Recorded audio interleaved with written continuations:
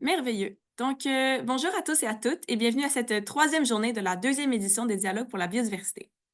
Et on est très chanceux de vous avoir avec nous là, ce matin. Avant toute chose, même si c'est un événement qui est virtuel, il est important de reconnaître d'où nous rejoignons cet appel. La majorité de nos organisations sont basées à Tiohtià:ke, communément connu sous le nom de Montréal, un territoire qui a longtemps servi de lieu de rencontre et d'échange entre les peuples autochtones, y compris les nations Haudenosaunee et Anishinaabe. Par la présente, nous tenons à honorer, reconnaître et respecter ces nations à titre de gardiennes traditionnelles des terres et de l'eau sur lesquelles nous nous rejoignons aujourd'hui. Tout d'abord, nous souhaitons remercier nos commanditaires et les organismes partenaires des Dialogues pour la biodiversité qui ont permis l'organisation de ce bel événement. Les Dialogues pour la biodiversité, ce sont 4 jours de rencontres intersectorielles, gratuites et en ligne, tenues par la société civile pour démocratiser la 16e conférence des Nations unies sur la biodiversité, connue sous le nom de CDP16 ou COP16 en anglais. Les dialogues offrent une plateforme qui est très propice aux échanges et à l'apprentissage par rapport aux sujets relatifs au CDP, particulièrement la défense et la protection de la biodiversité. Pour voir l'ensemble des événements tenus dans le cadre des dialogues pour la biodiversité et pour vous y inscrire, visitez notre site web que je vais envoyer dans le clavardage. Parfait. Et pour ce qui est de cet événement, comme vous avez pu remarquer, il est enregistré afin que les personnes qui ne puissent pas être présentes en ce moment puissent le regarder par la suite en rattrapage. Il va être publié sur la chaîne YouTube du Projet de la réalité climatique Canada. Et je vous invite là, à travers l'événement, à poser vos questions, soit dans le clavardage, soit dans la petite boîte Q&A. Puis à la fin, là, si on a du temps, on va être capable de répondre aux questions. Et sans plus tarder, je vous présente votre animatrice, Véronique Bussière, qui est directrice de la conservation bioculturelle à la Société pour la nature et les parcs, la SNAP Québec. Je vais ouvrir mon micro. Merci beaucoup, Agathe. Merci à tout le monde d'être là ce matin. Euh, donc, la thématique du panel aujourd'hui, c'est paix avec la nature. Puis je vous avoue, j'ai quand même réfléchi un petit peu là, avant d'inviter nos panélistes, puis de réfléchir un peu aux questions sur lesquelles on allait discuter aujourd'hui. Ben, paix avec la nature, c'est le slogan de la COP 16 de la biodiversité qui a lieu en ce moment à Cali. C'est un appel, ça se veut un appel à la réflexion pour repenser et améliorer notre relation avec l'environnement, avec la nature. Dans beaucoup de traditions philosophiques, on considère les humains et la nature comme étant en opposition, ou la nature comme étant quelque chose que les humains doivent craindre ou conquérir, ou bien comme une source de matière première pour soutenir le développement effréné là, duquel on est témoin. Évidemment, c'est pas tout le monde qui pense comme ça, mais si on regarde l'état de la biodiversité dans le monde aujourd'hui, on peut juste constater que c'est le genre de vision du monde qui a dominé dans les derniers siècles. Euh, Aujourd'hui, lors de la COP 16, puis dans le cadre de ces dialogues-là pour la biodiversité, on est invité à une réflexion sur comment on doit et comment on peut changer les choses, justement, dans notre relation avec la nature. De plus en plus, on se tourne vers des approches différentes, des approches différentes ou des visions du monde différentes qui considèrent que les humains font partie intégrante de la nature, ou du moins sont dans une relation beaucoup plus harmonieuse avec la nature.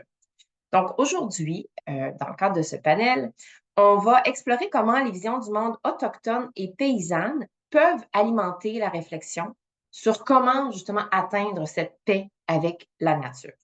Donc, j'ai le grand privilège et l'honneur d'avoir avec moi 3 panélistes, 3 femmes que je trouve merveilleuses et inspirantes pour échanger ce sujet-là. Donc, tout d'abord, Dolores André, qui est Innu de Matimekos-Lac-John, qui est chargée de projet pour Wapashkus, les gardiens des sites naturels sacrés. Mélissa Molène-Dupuis, Innu des Quanichit de Mingan, qui est un petit peu, je regarde un petit peu ta biographie, Mélissa, je te connais bien, réalisatrice, animatrice de radio et militante pour les droits autochtones. Et Gaëlle Jodard, qui est ma merveilleuse collègue à la SNAP Québec, mais qui est aussi, qui a été pendant plusieurs années une maraîchère biologique pour la coopérative Les Hautes-Herbes de 2020 à 2023, puis qui a aussi étudié là, des questions liées à l'agriculture, à la pensée paysanne, tout ça en lien avec des questions de société dans le cadre de ses études de maîtrise. Donc, merci beaucoup d'être avec nous ce matin, mesdames. Donc, sans plus tarder, la première question, en fait, je vous demanderais moi, je vous ai présenté un peu brièvement, mais peut-être vous présenter un petit peu plus en quelques phrases, puis de me dire qu'est-ce que ça évoque pour vous, l'idée de la paix avec la nature. Donc, je peux peut-être commencer avec Dolores. Excusez. Oui, bonjour. Naminouideno Tayan, que c'est notre Matnovachi Wihamib. Je vous remercie la SNAP Québec de m'avoir invité à ce panel qui est pour parler de la paix avec la nature. Mais c'est ça, moi, je travaille pour le groupe Wapishkus qui a pour but de faire identifier et faire reconnaître les sites naturels sacrés en tant qu'aires protégées, puis pour leur protection, justement pour les garder naturels le plus longtemps possible pour les générations à venir. Alors, pour moi, c'est sûr, quand on parle de la paix avec la nature, tout est à la base du respect à la terre, dont la valeur principale des Inuits. Les Inuits parcouraient le territoire tout en respectant les changements des saisons, puis et agissaient avec la terre, faisaient des actions en lien avec ce qui entourait, ce qu'il devait faire pour vivre. Parce que c'est la terre qui nous fait vivre aussi, c'est ce qui nous amène, on est ici pour, sur la terre, donc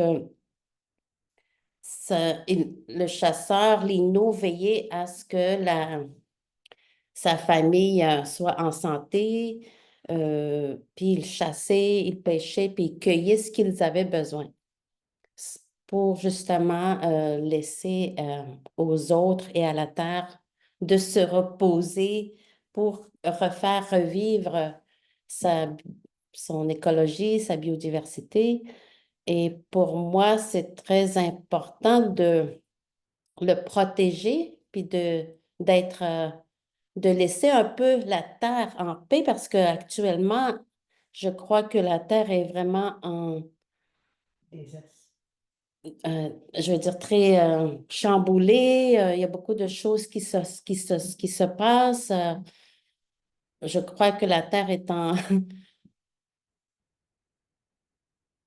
et comment je dirais ça, est pas en paix avec tout ce qu'on lui fait.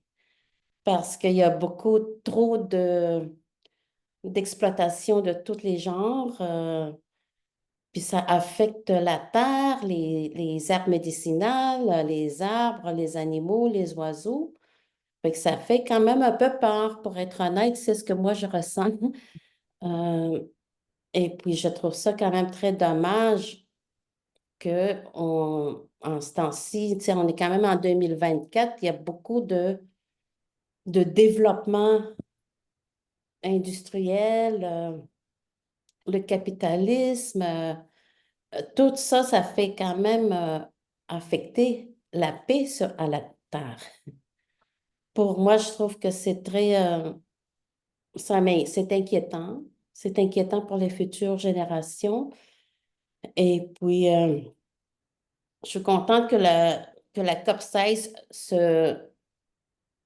on veut parler de la paix avec la nature parce que c'est important qu'ils prennent des mesures nécessaires pour laisser reposer le sol, laisser reposer la terre, pour qu'il puisse revivre de sa base, pour que nous, on soit aussi bien, parce que c'est grâce à la terre que je pense qu'il faut qu'on se réconcilie. On parle beaucoup de la réconciliation actuellement, puis pour être bien, il faut aller dans la forêt, dans la nature. C'est ce qui nous ramène, en tout cas pour nous, les Inuits,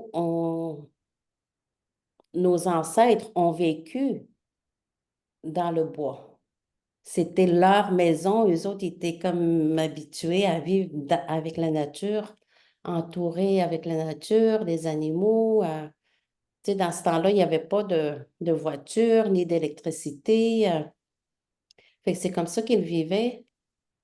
C'est un peuple nomade dans lequel ils parcouraient le territoire à travers des montagnes, des rivières. des portages, justement pour aller parcourir, aller à la chasse, autant pour la petite chasse qu'on appelle, là, le lièvre, le porc-épic, la perdrix, c'est des choses qu'on mange, parce que faut pas oublier aussi pour nous, quand on parle de la biodiversité, moi, je parle beaucoup plus de la bioculturalité, le bioculturel, parce que notre culture est très intégrée à la nature. Fait pour vivre notre culture, il fallait que la nature soit beau, bon et bien, en paix, pour qu'ils puissent bien nous nourrir, parce que c'est aussi grâce à la chasse, dont la chasse qu'on, euh, le respect qu'on donne aussi au caribou, ça c'est l'esprit maître du caribou. Euh, pour nous, c'est important, c'est le caribou qui nous a quand même, lorsqu'on chasse le caribou, ben, la femme va apprêter le caribou et puis c'est la femme qui va faire tanner la peau de caribou pour nous vêtir. Puis le caribou va aussi servir, la peau du caribou va aussi servir pour faire des tentes, nous abriter, nous nourrir. Puis les os, puis les panaches servaient également pour faire des outils. Et puis même tout était utilisé dans le caribou. C'était aussi pour faire les raquettes pour marcher l'hiver. Toute notre spiritualité était basée sur le caribou, en lien avec la terre. Ça, comme pour faire le tambour. Alors, tout était centré à la nature. Et puis, lorsque le chasseur allait parcourir son territoire de chasse, ben, ils amenaient ses enfants faire le tour de son territoire pour lui apprendre c'est quoi qu'il a dans la forêt, le nom des arbres, les animaux, qu'est-ce qu'il doit faire pour respecter la terre. Et puis, c'est à ce moment-là que lorsque les actions se faisaient toujours en action selon le respect à la terre. Et puisqu'on le respectait, la terre nous retournait des bonnes choses à nous. Fait que c'est vraiment cette notion-là de, ben j'aime ça, c'est laisser la terre en paix. C'est-à-dire, oui, on l'utilise, mais dans le respect, selon ce dont on a besoin. Puis cette transmission-là aussi d'une génération à une autre, de comment bien faire les choses. Et c'est Mhm. vraiment ça qui est ancré. Si tu me permets, Dolores, je vais passer la parole peut-être à Mélissa pour voir. Puis on va revenir de toute façon, il va y avoir d'autres questions, là. Mais oui, Mélissa, pour toi, donc peut-être te présenter un petit peu plus en détail, puis c'est ça, m'expliquer brièvement là, pour toi, qu'est-ce que ça évoque la paix avec la nature. Ouais. Ben, quoi, Melissa Tinishkashun et Kwantit Nutin. Alors, moi, je suis Inou, Melissa Marlon Dupuis, Inou de Mingan. Je tiens à remercier Dolores d'avoir commencé la rencontre avec de l'Innu Aimun. Je tiens aussi à remercier Dolores parce que le français, c'est sa deuxième langue. Donc, si elle avait pu l'expliquer à tout le monde en Innu Aimun, la clarté des mots aurait été vraiment liée à la nature. Fait que là, elle est souvent obligée d'en plus mettre en contexte, dans un contexte allochtone, tout ce qui vient naturellement dans la parole puis dans la manière de parler des Inuits. Moi, je suis animatrice présentement à Radio-Canada. Je travaille avec la Fondation David Suzuki. Je suis responsable dans le fond, du projet Boréal, qui est dans le fond d'avoir des ambassadeurs de forêt autochtones, mais qui sont, dans le fond, ce que je voulais faire, c'est qu'on ait les muscles de la Fondation David Suzuki au travail pour des jeunes qui protègent le territoire, qui le défendent, mais qui ne sont pas nécessairement des environnementalistes parce que on n'est pas dans un contexte d'environnementalisme, on est dans un contexte culturel. Donc, de pouvoir permettre à des jeunes qui sont des fois des enseignants, qui sont des fois des travailleurs communautaires, culturels. Il y en a qui sont des gardiens du territoire. Justement, c'est rendu des emplois qui sont créés dans les communautés. Mais de pouvoir rencontrer d'autres protecteurs du territoire, de pouvoir s'échanger aussi les savoirs ancestraux, c'était une des raisons pour laquelle j'ai voulu entrer dans ce projet-là avec la Fondation. Fait que j'ai 2 jobs. Non, j'ai 3 jobs, excusez-moi, parce que j'ai aussi écrit avec Élise Gravel le livre Nochimit, qui est un livre pour enfants qui parle justement de la relation à la forêt à travers les bains de forêt qui ont été un terme très à la mode pendant la COVID et qui m'ont permis justement d'expliquer que ben, on est toujours dans un bain de forêt. Donc, la relation de la paix avec la nature est très importante dans ce contexte-là parce qu'il y a une chose que j'expliquais souvent puis que des fois le monde ne comprenait pas, mais maintenant les gens comprennent de plus en plus, c'est, je disais, on est toujours dans une forêt. Même à Montréal, au centre-ville, on est dans une forêt. À New York, on est dans une forêt. On a juste fait nos tipis tellement hauts qu'on oublie qu'on est dans une forêt.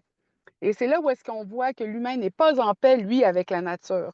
Mais la nature essaie toujours de revenir s'installer chez elle, mais on va se débarrasser des chevreuils, on va dire, ah, il y a des dindons à Montréal parce qu'on en voit maintenant aux nouvelles comme si c'était donc impressionnant, comme si c'était pas leur place, qu'ils devaient rester en dehors de Montréal, alors que c'est leur maison, c'est leur chemin, c'est leur nature. Les hérons passent, les outardes passent. D'ailleurs, on en voit tous les jours aujourd'hui. Attends, je viens d'en voir, là.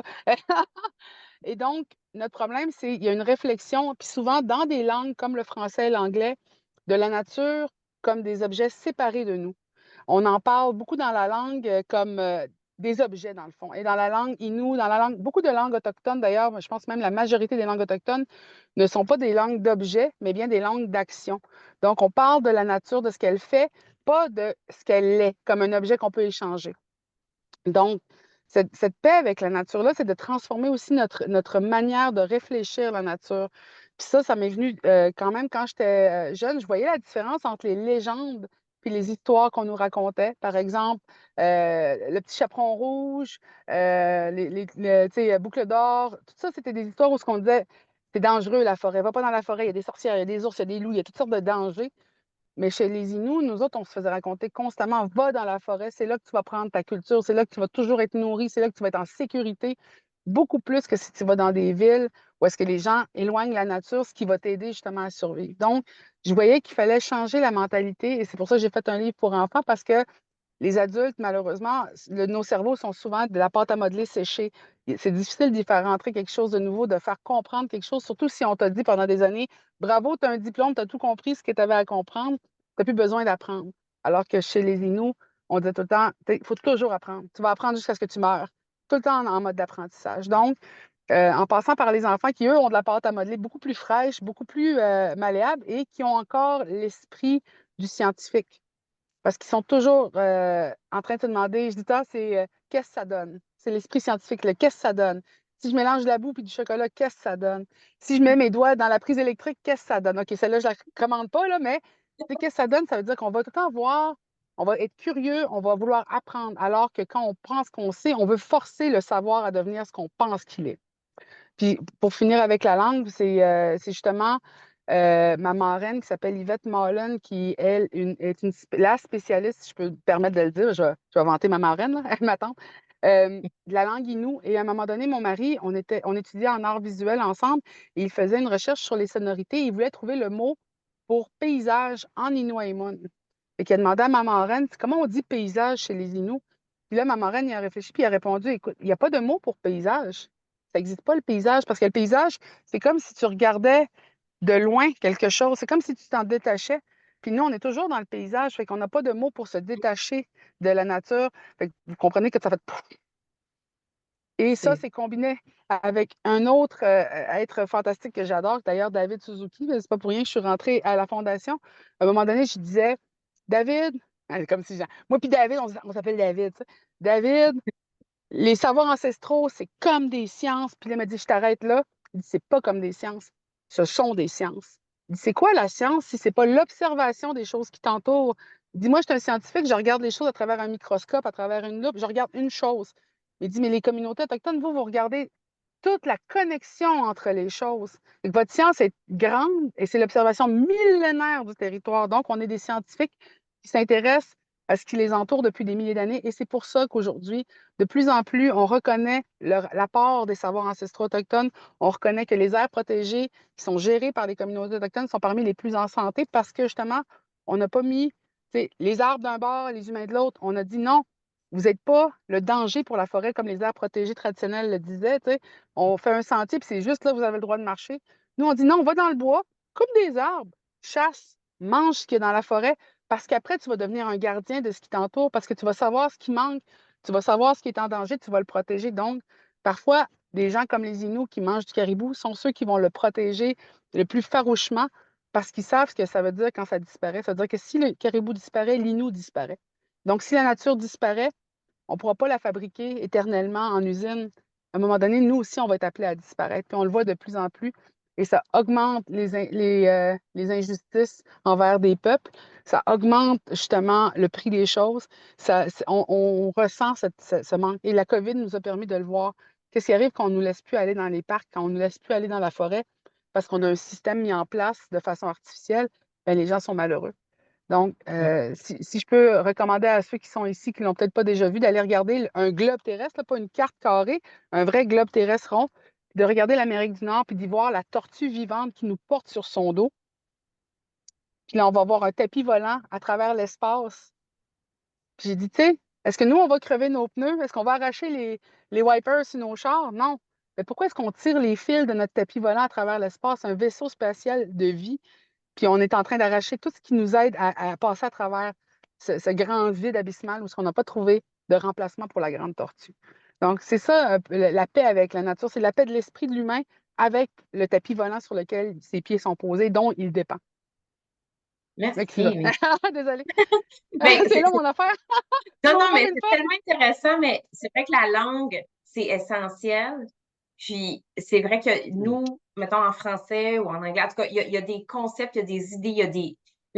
On parle des visions du monde autochtone, mais la meilleure manière de les transmettre, c'est évidemment à travers les mots, la langue, Ouais. Parce qu'on dit les des langues visions. ont les mots pour décrire ces Mhm. concepts-là. Puis Puis je tiens à autant dire que c'est des visions autochtones parce on les a gardées, mais c'est des visions qui appartiennent à tous les humains qu'on devrait ouais. tous porter ensemble comme gardiens. Puis autant Dolores que toi, Mélissa, vous avez parlé, ben vous avez beaucoup parlé de la terre comme étant source de nourriture. Ben oui, de vêtements, de tout ça, mais je pense que c'est là où ça fait le lien avec la pensée paysanne, Gaëlle. Donc, pour toi, ben peut-être te présenter un peu plus en détail que ce que j'ai fait. Puis peut-être pour toi, là, qu'est-ce que ça évoque justement ces idées-là de paix avec la nature? Oui, ben, merci Véronique. Puis je suis extrêmement honorée d'être sur ce panel avec ma toute petite expérience.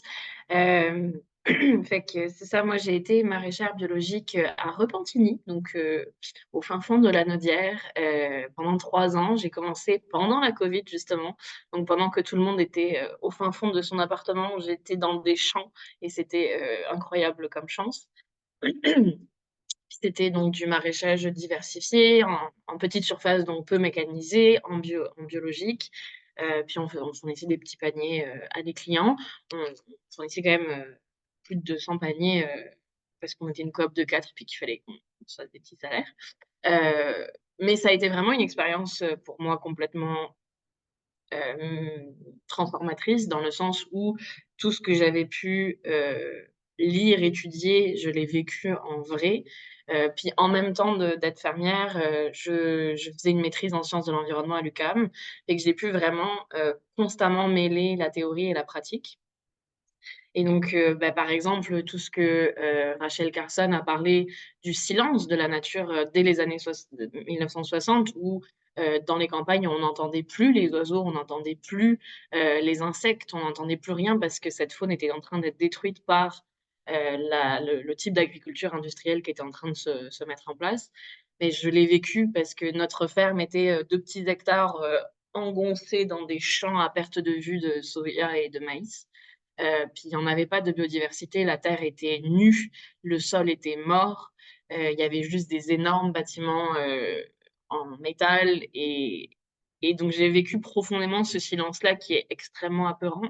Et j'ai vécu aussi le fait qu'au bout de très rapidement, juste au bout de 3 ans, avec des pratiques de sol nourricier, de sol vivant, de maraîchage biologique, on retrouvait de la biodiversité. Il y avait des oiseaux qui revenaient sur la ferme, il y avait des vers de terre qui revenaient dans le sol. On retrouvait ce contact avec la nature, fait que c'était vraiment fou comme expérience. Puis ça, on parle de paix avec la nature, dans l'agriculture, en général, ce qu'on connaît en ce moment, c'est une agriculture qui est en guerre avec la nature. Elle veut supprimer toute la biodiversité, toute la faune, toute la flore qui l'embête. Elle veut faire de la monoculture la plus, la plus monolithique et la plus uniformisée possible. Elle pollue, les cours d'eau en créant une sorte de productivité à court terme, avec beaucoup, beaucoup de nutriments, synthétiques qui sont ajoutés sur les sols, mais qui ensuite se déversent dans les rivières, parce que le sol est complètement érodé et qu'il ne peut plus retenir, rien. Hem on on crée évidemment beaucoup de CO2 avec, toute la machinerie. Donc l'agriculture est devenue, à la base, elle était une création avec la nature en partenariat, d'un surplus de nourriture pour des petites sociétés. Puis elle est devenue en ce moment une des principales raisons pour lesquelles les écosystèmes, sont en train de se détruire en ce moment. Fait que de voir cette agriculture-là en guerre et encore, il y a une agriculture qui est en train de se mettre en place, qui va encore plus loin, qui est l'agriculture technologique, 2.0, où l'idée, c'est qu'il y ait plus de paysans sur les terres, que ce soit remplacé par des robots et qu'on soit sur de la technologie de pointe, de plus en plus automatisée, de plus en plus, énergivore, de plus en plus, basée sur la productivité. Et dans cette agriculture-là, on enlève le paysan et on essaie même d'enlever le vivant. On essaie même de créer de la viande à partir de soi-disant de rien, mais on est obligé quand même de prendre des cellules de fœtus de bébés veaux pour créer ensuite oui, désolée, on est le matin, c'est un peu dégoûtant, mais ça m'avait passionnée de voir ça. Quand on parle de nourriture créée à partir de rien, il y a beaucoup d'investissements en ce moment qui sont faits pour, faire de la viande qui serait pas de la animale ou on pourrait, synthétique, mais ça part toujours du vivant. Le vivant est quelque chose qu'on est incapable de reproduire. Ce sont des forces beaucoup plus grandes que nous et j'ai l'impression que cette agriculture va complètement, on le sait, dans un mur complet, dans le sens où elle est pas faite pour nourrir les gens. Elle est en train de détruire, tous les systèmes qui permettent aux légumes et aux céréales, de pousser, c'est-à-dire un sol nourricier, des eaux, riches, un air pur, des oiseaux, des micro-organismes qui font la vie. Donc au lieu de faire tout ça, elle est juste basée sur, une productivité, pour de la de l'exportation mondiale, globalisée. Fait que vraiment d'être revenue sur, une expérience très personnelle de l'agriculture, ça a complètement, je suis arrivée en voulant changer ça, en voulant faire différemment, puis je me suis quand même heurtée à cette guerre qu'on mène contre les paysans aussi. Hem, on nous empêche, dans un système agroalimentaire, global de faire des pratiques en respect avec la nature. On nous empêche de, heu, produire des choses juste à juste prix, d'être, nous, rémunérés à juste prix, de pouvoir offrir de la nourriture à un prix qui permet aux gens de se nourrir, de façon diversifiée et locale. Hem, fait que c'est ça, je l'ai vécu vraiment dans mes tripes. Puis merci énormément Dolores et Mélissa pour, tout ce que vous avez dit. Je voulais revenir sur les mots. Je suis d'accord complètement avec ce que vous avez dit. Moi, je suis française, donc occidentale, à fond. Puis on est très fort, pour différencier la nature et la culture. Puis c'est comme un fondement de la société occidentale, d'être rationnel, puis de voir la société comme un objet extérieur, puis d'être nous au-dessus de tout. Mais on est complètement en train de se mettre le doigt dans l'œil et il commence tout juste à y avoir des philosophes qui parlent de vivant au lieu de nature, qui parlent du fait que les humains ne sont pas en dehors de cette nature et qu'on est juste une des forces parmi le vivant. et que plus vite on comprendra ça, plus vite on pourra recommencer à travailler main dans la main avec cette nature, ce vivant. Je vais m'arrêter là pour l'instant. Merci, Gaëlle. Juste, j'allais dire, moi, je viens aussi d'une famille de paysans. En fait, mes deux parents ont grandi sur des fermes, et puis là, c'est mes oncles qui ont la ferme que mon arrière-grand-père avait. Fait que c'est quelque chose qui est ancré, moi aussi, dans mon histoire familiale. Mais j'ai vu, c'est ça, tout le travail qui fait, c'est une petite ferme familiale, là. Puis, ben, c'est ça, comme tu disais, à un moment donné, le système est tellement gros. Puis, ben, c'est ça, j'ai vu mes oncles sur le bord du burn-out parce que à vouloir bien faire les choses, il y a trop d'obstacles, il y a peu de soutien malheureusement. Euh, je trouve ça vraiment intéressant, toute cette discussion-là. Puis là, je vais comme diverger, puis je vois le temps qui passe aussi, là.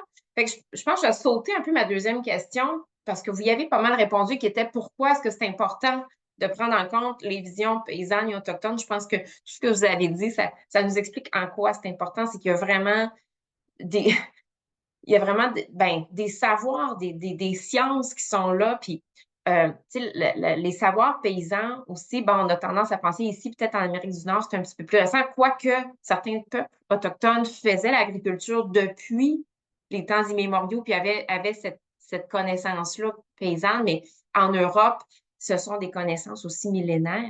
Bref, vraiment des savoirs, des sciences qui sont essentielles, mais des valeurs aussi, des systèmes de valeurs. Ce sont des savoirs qui sont ancrés dans des valeurs qui nous disent comment justement on doit agir et entrer en relation avec la Terre. Bref, le cadre mondial pour la biodiversité là, qui a été adopté à Montréal lors de la COP 15 en 2022 inclut des notions de respect des droits des peuples autochtones et des communautés locales.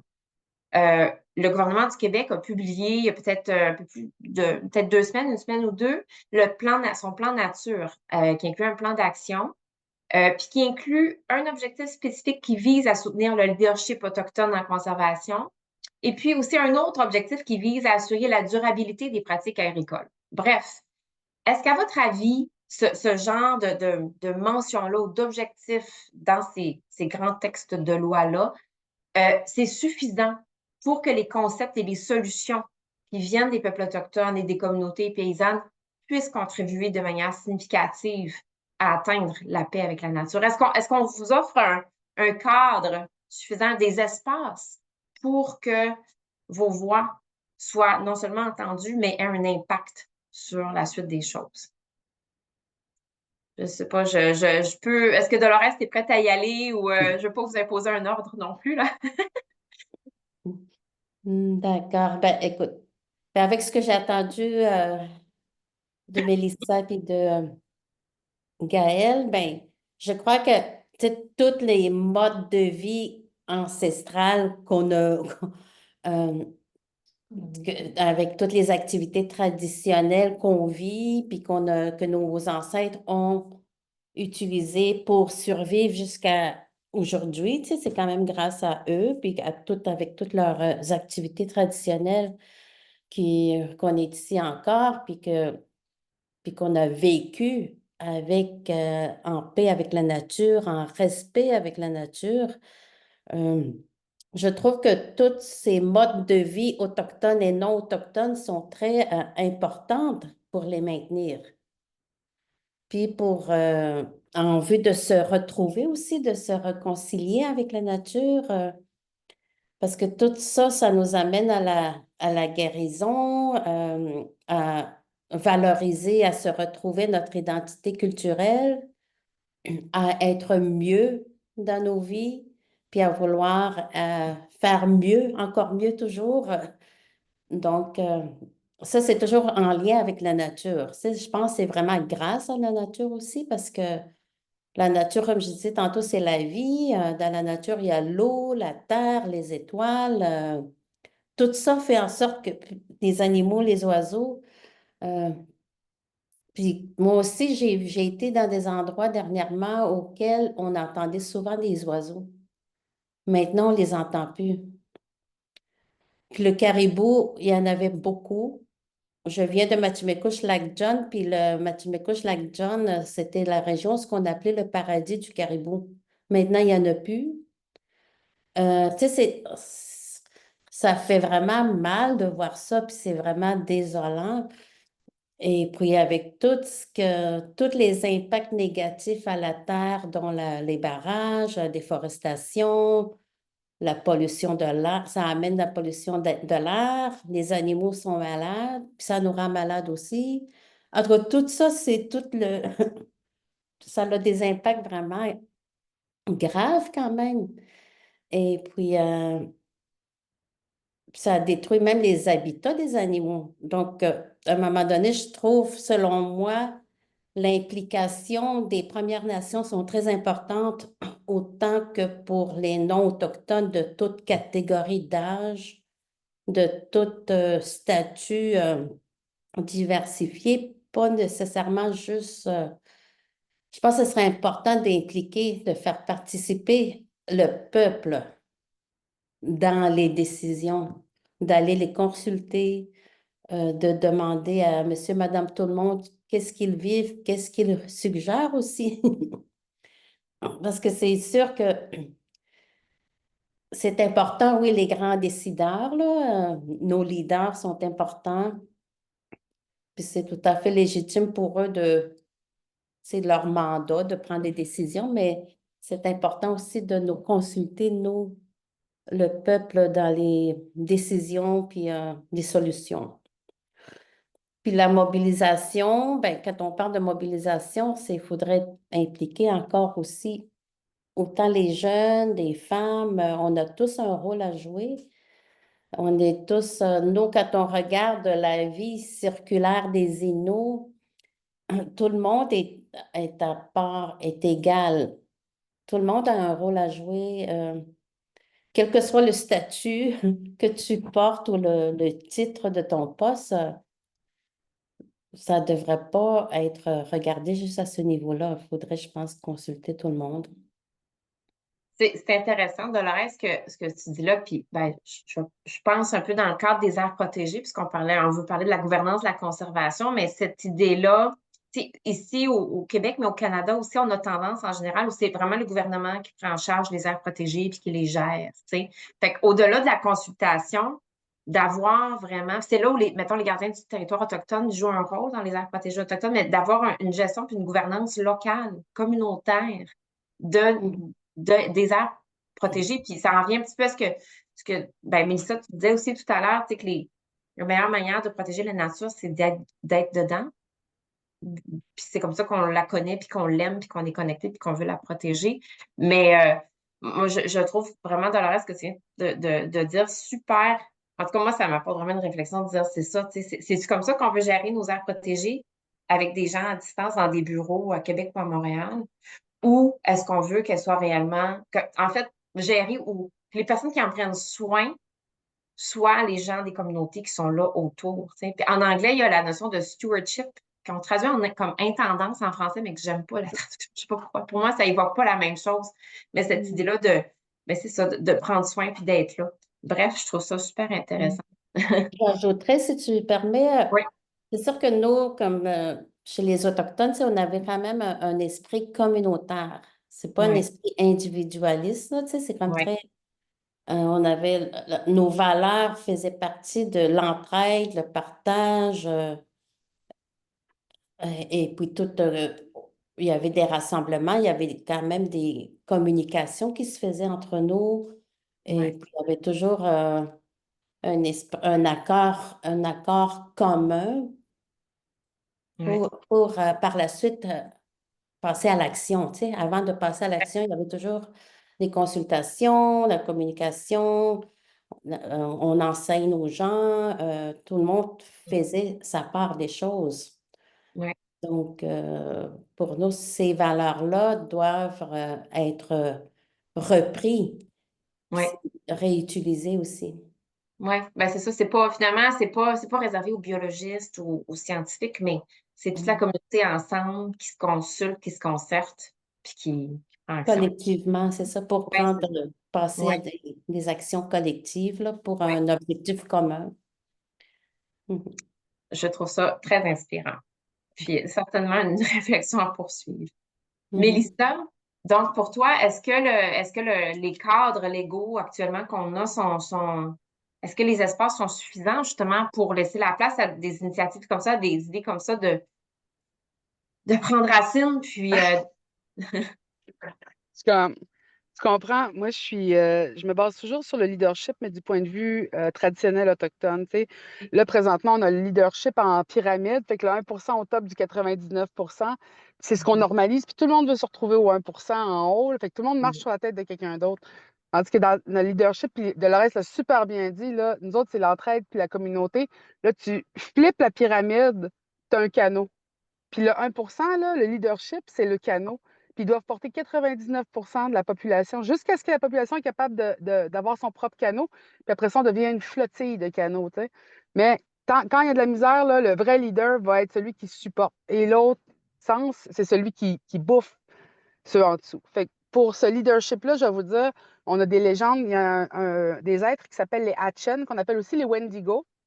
C'est une maladie mentale qui existait autrefois. C'est quand on arrive dans une période de famine, une période de disette, il y avait des gens qui, pour pouvoir prolonger leur propre vie, allaient commettre un des grands tabous, c'est-à-dire de manger de la chair humaine. Tu étais prêt à manger l'autre. Des fois, il y a des histoires d'horreur là, qu'on se racontait.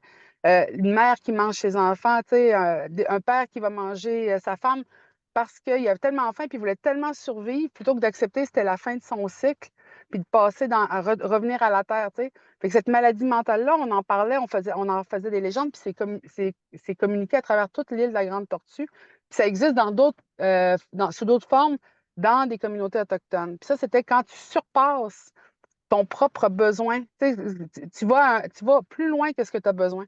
Et présentement, l'économie qu'on a, c'est une économie de Hatchen. C'est une économie qui mange la capacité des 7 futures générations qui s'en viennent à pouvoir survivre. Est-ce que vous pensez, vous, en 7 générations qui s'en viennent? Moi, j'en vois maximum 3, puis la troisième avoir de la misère en maudit. Je pense à la génération de mes enfants, puis je pense à mes petits-enfants, puis mes arrière-petits-enfants, puis je me dis, je peux même pas imaginer qu'il va y avoir des arrière petits-enfants.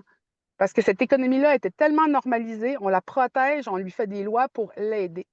Donc, en ce moment, moi, quand je regarde ces politiques-là, tout ce que je vois, c'est une manière de pouvoir lâcher un peu de lousse, mais garder l'économie du Hatchen. Fait que, présentement, quand on parle du caribou au Québec, qu'est-ce qu'on oppose au caribou? On n'oppose pas un autre animal, on n'oppose pas la vie humaine, on oppose des jobs. Puis ces jobs-là, c'est toujours une question des bonnes jobs avec tu peux t'acheter ta maison, ton Ford F-150, ta piscine, tu sais. Puis c'est ça qu'on veut. C'est genre, puis j'ai faim. J'ai tellement faim que je veux plus encore que ce que j'ai besoin pour de vrai.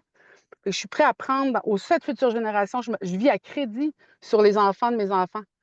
Fait que tout ça, là, c'est pour dire aujourd'hui, tu sais, nous autres, les communautés autochtones, on va toujours dire je veux suivre le chemin de mes ancêtres, je veux tu sais, honorer mes ancêtres parce qu'ils ont fait ça pour moi. Puis aujourd'hui, je suis ici grâce à leurs efforts à eux. Mais je demande aux gens, est-ce que vous pensez que nos enfants et nos arrière-petits-enfants ils vont penser à nous autres, ils vont peut-être vouloir nous effacer de leur histoire? Parce qu'on ne l'a pas fait pour eux, cette fonction-là. On l'a fait pour les poches de certaines personnes qui vont mourir comme des Hatchens. Tu sais, à toujours en vouloir plus. Puis, présentement, on oppose justement ceux qui veulent protéger le territoire à des Hatchens qui vont les manger. Ils vont les manger dans les contextes légaux, vont les manger dans justement la pression sociale. Puis présentement, on est en train de communiquer cette maladie-là aux autres. Tu sais, même les communautés autochtones, là, on nous a mis dans des réserves, on nous a coupé du vivant, puis là, maintenant, on commence à être touché par la maladie du Hatchen parce qu'on veut des ententes territoriales, on veut parce qu'on n'a pas d'autre manière. On ne peut plus aller au caribou, on ne peut plus aller au porc-épic, on ne peut plus aller au saumon, ils ne sont plus là. Fait qu'est-ce qu'on se tourne? On se tourne vers la nourriture des Hatchens. Fait que c'est ça aussi que moi, j'utilise comme manière de réfléchir. Puis je veux dire, je suis aussi Hatchen que tout le monde. Là. Moi aussi, je suis pognée avec une job de 9 à 5. Puis je suis obligée de penser à mon truc de retraite parce que je ne peux plus compter sur ma communauté. Je ne peux plus me tourner vers mon voisin, ma voisine. Puis justement, Gaëlle, tu l'as bien dit, tu sais, c'était le- l'agriculture, c'était quelque chose pour appuyer le reste. Tu sais. Même chez les Algonquins, il y avait ça. C'était une culture aussi d'horticulture chez les Mohawks, les personnes des Six Nations, là, la Confédération Haudenosaunee. Puis là, on l'a remplacé par justement de la nourriture de Hatchen. Du ballonné, du fromage Kraft, puis ça nous rend malades. Puis ça, tu sais, moi, j'ai du diabète, je fais de l'anxiété. J'ai dit, mais la seule place que je me sens bien, c'est quand je suis dans le bois. Puis quand je mange de la nourriture de bois, puis là, maintenant, même, je suis plus capable de manger du gluten. Puis je suis rendue pas, je peux pas manger des produits laitiers. Tu sais, mon corps rejette présentement la nourriture du Hatchan parce qu'il n'est pas bon pour moi. Puis la sédentarisation, puis ça, je vais finir avec ça. Ça aussi, ça a été une problématique. Puis mon chef m'avait raconté une histoire, puis je vais finir avec l'histoire. Il dit c'était deux anthropologues qui arrivent dans un village, puis là, ils voient que tous les hommes sont dans une tente. Puis là, ils rentrent dans la tente, puis là, ils voient que les hommes sont en cercle, puis il y a un aîné qui pointe une chaise dans le milieu de la tente, puis il chiale après la chaise. Fait que là, un anthropologue parlait Innu, puis l'autre non, il dit qu'est-ce qui se passe? Il dit ils sont en train de faire le procès de la chaise. Le procès de la chaise? Il dit oui. Il est en train de dire laissez pas le gouvernement rentrer ça dans vos maisons, parce que si vous laissez le gouvernement rentrer ça dans vos maisons, vous allez perdre. Il tapait ses jambes, la force qui fait de vous des Inuits. C'était la sédentarisation, puis il a eu raison. Présentement, on a une crise de diabète, on a une crise d'obésité, on est sédentarisé, on n'arrive plus à aller dans le territoire comme autrefois parce que ça coûte du gaz, ça coûte ci, ça coûte ça. T'sais. On n'a plus cette capacité-là. Fait qu'il y avait raison, cet aîné-là, de dire ils vont vous enlever la force qui fait de vous des Inuits. Fait que je pense que présentement, on doit regarder ce qui est des générations proches, puis voir où est-ce qu'il y avait une capacité, puis où est-ce qu'on était bien, pour pouvoir essayer de ramener du monde avec nous autres aussi, tu sais, parce que je le dis tout le temps, c'est des savoirs autochtones, mais c'est des savoirs qui sont des savoirs humains de base. Fait que moi, je veux que ces savoirs-là se rendent chez les Québécois, les Québécoises, chez les Canadiens, partout dans le monde pour qu'on puisse trouver une solution ensemble sans manger les autres générations. Puis là, on le voit, là, il y a des politiques qui sortent du Québec sur l'immigration. Puis on dit que c'est parce qu'il n'y a pas assez de naissances. Puis on dit, tu sais, personne ne parle du fait que les maisons sont rendues vides et achetées par des gens qui les gardent pour pouvoir faire monter les prix. Tu sais, c'est ça, on fait une économie de Hatchen. On mange nos voisins, on mange nos enfants. Je sais que je suis très dramatique un matin, mais je pense que s'il y a une place que je peux en parler, c'est probablement dans le contexte de la COP16. Puis moi, je vais défendre l'humain. Je vais même défendre, je déteste, je vais faire tout ça là, pour Stephen Harper. Même si lui, il se battait contre moi, contre la nature, je vais le faire pour lui parce que si je ne trouve pas une solution qui inclut tout le monde, cette solution-là, elle ne vaut pas de la chenoute. Mon Dieu, tu m'as donné des frissons, Mélissa. Je ne veux pas manger mes enfants! Mais merci beaucoup. Puis oui, évidemment, oui, c'est très émotif, mais je pense que les mots que tu dis sont importants à dire, puis à entendre, puis à écouter, parce qu'on est rendu au point, effectivement, où peut-être, moi aussi, je suis une maman, j'ai 3 enfants, puis récemment, on avait une discussion, puis un de mes 3 enfants, qui est celui qui est bien relax, qui s'en fait pas, c'est pas celui qui fait de l'éco-anxiété, mais il m'a avoué que oui, il a peur pour le futur, il a peur de vieillir, puis tu sais, ce que tu disais tantôt, là, que tu n'arrives pas à t'imaginer plus loin que tu sais, 2, 3 générations, c'est vrai qu'on est rendu là, malheureusement. Sur ce, je me tourne vers toi, Gaëlle. Puis, ben c'est sûr que je pense, bon, c'est loin d'être parfait, mais on fait de plus en plus d'espace pour justement laisser la place aux savoirs autochtones. Puis, je pense qu'ils n'ont pas encore trouvé leur chemin jusque dans nos politiques, puis tout ça, mais en tout cas, si on compare à il y a peut-être 10, 15, 20 ans, il y a quand même plus d'espace. Mais je suis curieuse de voir, moi, je travaille plus avec des partenaires autochtones, je suis plus familière avec ces questions-là, mais justement, les modes de vie, les visions du monde paysan, comment est-ce que tu constates qu'ils trouvent leur espace, leur place dans ces gros cadres mondiaux-là qu'on met en place, ces plans nature et tout? On parle, comme je disais tantôt, tu sais, oui, rendre l'agriculture plus durable, est-ce que c'est suffisant, tu sais, à ton avis? Ben, bon, déjà, j'avais absolument plus envie de parler. Après, tout ce qui a été dit, c'était incroyable. Merci énormément. Mais je vais quand même parler parce qu'effectivement, faut parler du point de vue paysan. Le plan nature, il y a une mesure, puis ça parle de réduire l'apport en pesticides, puis réduire les risques. C'est très technique. Puis ça, je pense que c'est absolument pas suffisant. C'est important que ce soit dit. C'est toujours important que dans les cadres mondiaux, on prenne en compte les choses, puis que chaque mot peut changer ensuite peut avoir un impact sur le reste. Mais je pense que clairement, c'est pas suffisant. La FAO, là, l'Organisation des Nations Unies pour l'alimentation et l'agriculture, ça fait depuis 2015 qu'elle parle d'agroécologie. Donc, il y a comme un consensus mondial sur le fait que des pratiques paysannes respectueuses de l'environnement, respectueuses de la biodiversité, c'est la meilleure chose, à la fois pour nourrir les gens, à la fois pour garder des sols en santé. Mais il n'y a rien qui se fait dans ce sens-là. c'est que ça commence à être connu, puis c'est super important qu'au niveau mondial, ce soit dit. Mais il faut être conscient que l'agriculture paysanne dans le monde, elle est encore comme ça, c'est de l'agroécologie. La plupart des pratiques paysannes dans le monde, c'est encore du traditionnel, puis c'est ça qui nous nourrit. Toute l'agriculture industrielle qu'on voit, dont je parlais tantôt, c'est de la céréale, c'est de la monoculture pour nourrir du bétail, pour faire de la malbouffe, dont tu parlais, Mélissa, ou pour faire du biocarburant, pour avoir des solutions, des fausses solutions propres. Fait que ce qui nous nourrit vraiment, c'est des paysans exploités, mais qui ont eux encore des pratiques traditionnelles malgré tout, puis qui luttent dans tous les pays du monde pour maintenir leurs pratiques, leurs traditions, pour garder leurs terres. Tu parlais de manger les maisons, mais on se fait manger les terres aussi. Les paysans n'ont plus accès à la terre. Il y a tellement d'obstacles. Au-delà de ces grands textes, il y a des obstacles tellement concrets. Puis là, j'ai parlé du Québec, mais c'est le cas partout. Au Québec, on a un seul syndicat agricole, c'est l'UPA. On est obligé d'y être inscrit. Puis l'UPA, c'est le syndicat de la productivité, de l'agriculture technologique dont je vous ai parlé, de l'agro-industrie. Les petits paysans ne sont pas représentés, ils ont peu de droits. Et donc, toute cette vision, toutes ces pratiques qu'il faudrait mettre en place, toute cette durabilité dont on parle, elle ne peut pas être mise en place quand la seule force avec laquelle le gouvernement va discuter, c'est un syndicat qui veut juste aller de plus en plus dans une industrie agricole. Il y a aussi la CPTAQ, on parle de l'accès à la terre.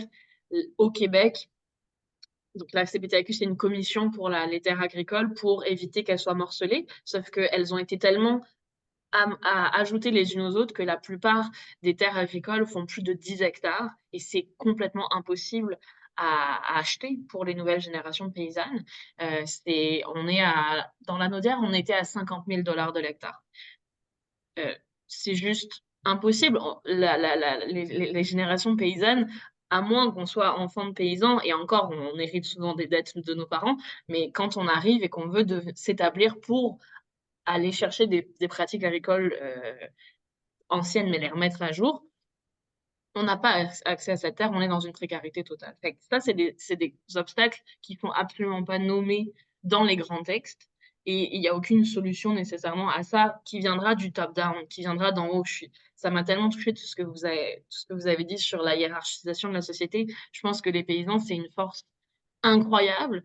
Ils font partie des luttes dans toutes les grosses luttes politiques. Il y a des paysans, puis c'est eux qui font en sorte que ça peut marcher parce que à la fois, quand les paysans bloquent quelque chose, ben, la nourriture n'arrive plus. Et les paysans, quand ils sont là dans les luttes, ils permettent aux luttes d'être résilientes. Ils permettent aux personnes qui vont combattre soit l'extractivisme, soit la destruction des animaux, de la forêt, d'être nourri, de ne pas être dépendant, d'être autonome en fait. Donc toutes les luttes citoyennes devraient être nourries par des forces paysannes derrière. Puis ça, c'est de plus en plus le cas. Puis toutes les forces qui durent sont liées à des luttes paysannes. Ici, on a la Confédération paysanne, on a la KPI. Il y a des formes de solidarité très fortes entre les paysans parce qu'on n'a pas le choix. Mais je pense vraiment que ça viendra, c'est ça, d'eux, puis qu'il faut être de plus en plus nombreux à être sur les terres. Vous parlez tantôt, tu as dit, Véro, prendre soin et être là. Puis je sais que tu parlais des aires protégées, mais je pense que c'est pareil dans nos champs. Il faut être de plus en plus nombreux à être des paysans et il faut recommencer à prendre soin de nos sols, de nos terres, de nos écosystèmes. Puis quand on parle de pratiques ancestrales, ben, avant tout déjà, puis je suis française, fait que je connais rien, je suis désolée, je vais mettre des mots, mais ce que j'ai appris, c'est que quand les Occidentaux sont arrivés ici, on a mis le mot terra nullis sur cette terre en disant c'est de la terre vierge, on peut la coloniser, elle n'a pas été utilisée, elle n'a pas de profit pour personne. Mais ce qu'on a décidé de ne pas voir, ce qu'on a rendu invisible, c'est que c'était des forêts cultivées, c'est que toutes les populations qui étaient déjà ici, elles se nourrissaient en replantant ce qui les arrangeait, en faisant attention à certains arbres, en créant des chemins pour arriver à certaines baies, à certaines graines. Puis ça démontre qu'il y a des formes de relations avec la nature qui permettent de nous nourrir. On peut être dans des écosystèmes nourriciers, ça existe totalement. Puis dans mes études, j'ai vraiment comparé, je suis allée chercher, OK, il y a ce modèle industriel, extractiviste qui est très très fort, mais qu'est-ce qu'il y avait avant? Puis ce qu'il y avait avant, c'était un modèle paysan tout en circularité, où le paysan était pauvre, là, il pouvait pas aller chercher du compost, des nutriments, de l'azote, whatever. Il faisait avec ce qu'il avait, donc il recyclait tout ce qu'il faisait sur sa terre, il redonnait à la terre constamment, il faisait attention à la laisser tranquille pendant certaines saisons, il faisait des rotations pour être sûr que le sol allait redevenir riche au fur et à mesure. Il introduisait, il y avait toujours des bouts de forêt dans les champs, il n'y avait jamais juste des étendues de monoculture, on avait toujours des bocages, des petites forêts, parce que c'était un usage qui était très diversifié. On avait notre champ, on se nourrissait, mais on se chauffait aussi avec le bois, on construisait notre maison avec ce qu'il y avait sur notre terrain, on faisait nos vêtements avec ce qu'il y avait sur notre terrain. Donc, j'ai l'impression qu'il y a beaucoup de liens avec tout ce que vous avez parlé, Dolores et Mélissa, sur les pratiques qu'il y a dans vos communautés, qu'il y a aussi, je pense, qu'il y avait en tout cas, je pense, dans beaucoup de pratiques paysannes. Et je souhaite que ça, de rentrer, de retourner vers ça, mais ça ira clairement pas par des cadres mondiaux. Puis il faudra reprendre les terres ensemble, main dans la main, euh, par des luttes. Ben, Hey, peut-être. je Oui, non, peux-tu vas-y, vas-y. rebondir sur ce que Gaëlle a dit? Elle vient de me mettre le feu au cœur, là, parce qu'elle parle des relations entre les humains. Puis pendant la COVID, j'ai dit, c'est fou, là, on a vu c'est quoi la différence, parce que les relations sont artificielles présentement. On trouve nos chambres à écho sur Internet. J'ai dit, mais si ma maison part au feu, c'est mon voisin qui va venir, euh, qui va appeler la police ou qui va appeler les pompiers. Puis, tu sais, c'est le voisin qui, des fois, est tannant, là, il passe le souffleur à feuilles à 7 heures le matin, puis il me gosse, mais c'est ma relation la plus proche, puis la plus humaine. Puis, ça veut dire aussi qu'on crée des relations qui ne sont pas nécessairement toujours en accord ou en paix avec l'un l'autre, mais c'est pour ça aussi qu'il faut qu'on travaille notre cohésion sociale. Et présentement, on perd la cohésion sociale, on perd la relation justement le village qui a besoin les uns des autres. Là, quand il y avait la famine, Dolores, elle le sait, on devait nourrir. Tu sais, on ne pouvait jamais dire non à quelqu'un qui a faim. Même s'il nous en restait pas beaucoup, on donnait, mais le lendemain, quand lui ou elle avait réussi à trouver, elle allait partager avec nous. Fait que c'est tout un réseau, une relation de survie humaine de base. Puis là, on a quasiment criminalisé cette relation humaine-là pour pouvoir profiter justement à des industries qui viennent puis qui viennent nous trouver des solutions cheap puis, mais qui sont faciles et pas coûteuses. Fait que je te dis merci, Gaëlle, parce que c'est vraiment, ça a fait la relation dans ma tête. Puis, tu sais, j'étais allée en France, justement, il y a 2, 3 ans. Puis, j'ai dit, moi, j'aimerais ça savoir comment est-ce qu'ils font pour le reverdissement des villes. Ça m'intéresserait. Tu sais, c'est un programme que le-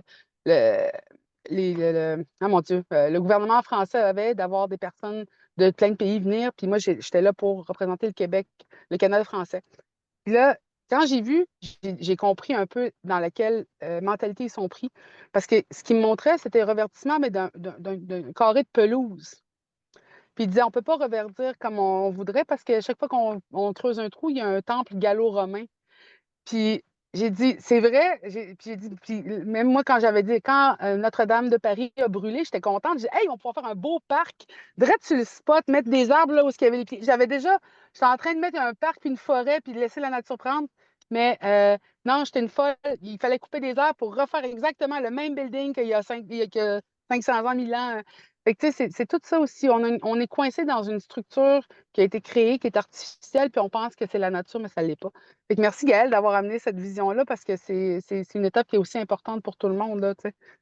Ouais, merci. Puis moi, il va falloir que bientôt je quitte aussi, fait que je suis Ben, désolée. je pense que de toute façon, on est à la fin de. Mais juste, moi, ce que je retire, là, juste en une phrase, encore là, on a tendance on met paysan d'un côté, autochtone de l'autre. Puis je comprends que c'est deux mondes différents, c'est deux réalités. Il y a des histoires différentes, mais aujourd'hui, je pense que ce qui en est ressorti, c'est qu'il y a tellement de liens, il y a des choses en commun. Puis oui, je pense d'avoir plus de discussions ensemble comme ça parce que clairement, il y a un grand potentiel de travailler ensemble pour faire changer les choses. Bref, petit mot de la fin à Dolores. Oui. Ah, ton micro est éteint, Dolores. Un mot pour conclure, j'aimerais ça seulement ajouter peut-être, Oui. tu sais, comme au niveau international, il y a quand même eu des lignes directrices qui ont été développées par l'Union internationale de la conservation de la nature et puis qui sont quand même très reconnues et connues. Puis quand ils sont transférés au niveau national au Canada, puis à la province du Québec, puis localement, il y a des lignes directrices qui ne sont pas acceptées puis reconnues en cours de route, là, tu sais, jusqu'à nous. Et puis, je trouve ça dommage parce que c'est quand même des lignes directrices mondiales qui s'appliquent pour la protection, la conservation de la nature. Et de plus en plus, les Autochtones à travers le monde, ben, ils se rassemblent, ils se rallient justement pour être reconnus et respectés en vue, puis ils sont de plus en plus sollicités également. Donc, je reconnais que j'apprécie beaucoup cet espace qui nous est donné, mais on en a encore besoin, encore plus, je crois, puis pour être respecté, puis reconnu comme on devrait l'être. C'est ça que j'aimerais dire. Parce que pour nous, la nature fait partie de notre culture. Puis ça a toujours été comme ça, puis j'aimerais ça que ça se poursuive. Oui. Merci. Ben, Tiniskumitin, vraiment, merci beaucoup d'avoir pris le temps dans vos horaires très occupés. Puis j'espère, malheureusement, on n'a pas de temps pour les questions, mais merci à tout le monde d'avoir été là ce matin. Puis Agathe, notre organisatrice, je te repasse le micro. Oui, ben écoutez, merci beaucoup là, à Gaëlle, Dolores, Mélissa, pardon, et Véronique pour vos interventions là, des plus intéressantes. J'ai juste envoyé rapidement aussi là, si vous voulez trouver les autres événements de la journée, on a 2 autres événements aujourd'hui, un débriefage là, en direct de Cali, puis un panel intersectoriel sur les causes sous-jacentes de la perte de la biodiversité, donc que je vous invite aussi à aller voir. Puis si jamais vous voulez revoir ce panel là, ce matin là, des plus intéressants, il va être bientôt en ligne sur YouTube, sur la page de Réalité climatique Canada. Mais vraiment, juste un gros merci là, pour vos propos super intéressants. Merci aux personnes qui ont assisté aussi. Puis, je vous souhaite une excellente journée. Merci. Merci beaucoup. Au revoir, merci C'est jusqu'au beaucoup. maintenant.